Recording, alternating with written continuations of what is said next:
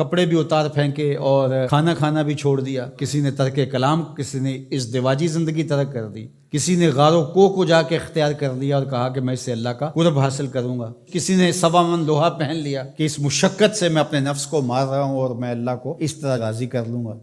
تو اس طرح سے اپنے آپ کو مشقت میں مبتلا کر دیا اور وہاں جا کھڑے ہوئے جہاں شریعت نے ان کو کھڑا ہونے کا نہیں کہا ہے۔ تو پھر کیسے زندگی میں نیکی کا حقیقی تصور ابھر سکتا ہے؟ کہا کہ اس کو ابھارنے کے لیے، حقیقی رہنمائی لینے کے لیے تمہیں پیغمبروں کی دہلیز پہ آنا ہوگا۔ جب پیغمبروں کی دہلیز سے ہٹو گے پھر خود ساختہ چیزیں، یہ جو روحانیت گھڑی ہے ماضی میں یہود نے، نصارہ نے، یہ حضرت عیسیٰ علیہ السلام کی اور ان پیغمبروں کی تعلیمات نہیں تھی، انہوں نے خود گھڑی ہے کہ ہم یہ نہیں کریں گے، ہم وہ نہیں کریں گے۔ اسلام نے اس کی نفی کر دی، سرے سے نام لے کر، لا رہبانیت فی الاسلام، اسلام میں رہبانیت نہیں ہے۔ اسلام کی رہبانیت ایک ہی بتائی گئی ہے اور وہ جہاد ہے، جس میں آپ اپنا سب کچھ پیش کر دیتے ہیں، اور اس کا مقصد بھی غلبہ حق ہے، اسلام کے پرچم کو بلند کرنا۔ باقی آپ کو انفرادی طور پہ کچھ وقت کے لیے تبتل اختیار کرنے کا کہا، جس طرح رمضان المبارک میں آپ اعتکاف بیٹھیں، آپ نماز میں یکسو ہو جائیں، تو کچھ مخصوص چیزیں ہیں جس سے آپ کی تربیت ہوتی ہے،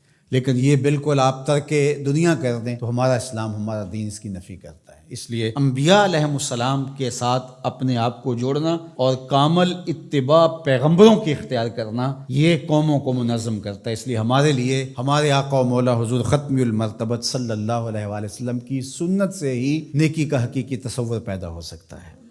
خلاف پیمبر کسے را گزید، ہرگز نخواہت بمنزل رسید۔ سعدی شیرازی فرماتے ہیں حضور کے بتائے ہوئے طریقے سے ہٹ کر کے اگر کسی نے کوئی طریقہ اختیار کیا، وہ منزل کے قریب پھٹک بھی نہیں سکتا ہے۔ منزل نصیب ہوگی تو حضور کے قدموں سے نصیب ہوگی۔ اس لیے النبیین، نبیوں پر ایمان لانا یہ بر ہے۔ وآت المال علی حبہ ذوی القربى والیتامى والمساکین وابن السبیل والسائلین وفی الرقاب، اور اپنا مال، اس مال کی محبت کے باوصف دینا۔ ایک تو ہے کہ مال کی محبت نہیں ہے اس کو دینا، یعنی وہ مال جو آپ کے اوپر بوجھ بنا ہوا ہے، گھر پڑا یہ کھانا خراب ہو رہا ہے تو بیوی بھی بار بار کہتی ہے اس کو کہیں ٹھکانے لگاؤ یا باہر پھینکاؤ یا کسی کے منہ میں پڑ جائے، تو وہ اگر اٹھا کر آپ کسی گلی میں گزرتے فقیر کو دے دیتے ہیں تو آپ اس کو نیکی سمجھتے ہیں۔ خود سمجھو ذرا کیا یہ نیکی ہے؟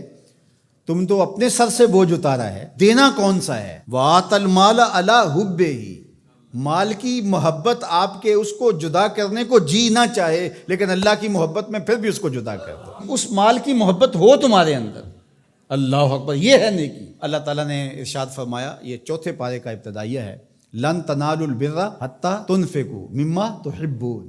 وہاں بھی بر کا، اتنی دیر تک تم بر کو پہنچ نہیں سکتے، نیکی کو حاصل ہی نہیں کر سکتے۔ لن تنالو، آپ طلباء سے پوچھئے، حرف ناصب جب مضارع پہ داخل ہوتا ہے تو مستقبل کی ابدی نفی کرتا ہے، تو فرمایا کہ تم نیکی کو حاصل کر ہی نہیں سکتے حتی تنفقو، یہاں تک کہ تم خرچ کرو، مما تحبون، اس مال سے جس کو تم پسند کرتے ہو۔ یہ تو اللہ کا کرم ہے کہ مما تحبون کہہ دیا، اگر اللہ کہتا اس سارے مال کو خرچ کرو تو مشکل بن جاتی، کہا جس کو پسند کرتے ہو اس سے خرچ کرو۔ یعنی تم نے پھل توڑا ہے تو اس کی یہ ایکسپورٹ کوالٹی بنائی ہے، یہ اپنے لیے گھر کے لیے رکھا ہے، اور یہ سڑا پھڑا داغی یہ ایک سائڈ پہ رکھ دیا ہے، تو اب اللہ کی راہ میں تم اگر دینا چاہتے ہو تو اس سے دو جس کو تم خود پسند کرتے ہو۔ یہ گلا سڑا تم اپنے گھر نہیں لے جانا چاہتے، یہ تم سستے داموں بیچو گے یا پھینک دو گے، تو تم نے کہا چلو اس کو پھینکنا کیا ہے، یہ غریبوں میں بانٹ دیتے ہیں، تو تم نے وہ غریبوں میں دے دیا۔ تو نیکی کی حقیقت کو تم نہیں پہنچ سکتے جب تک اس سے نہ خرچ کرو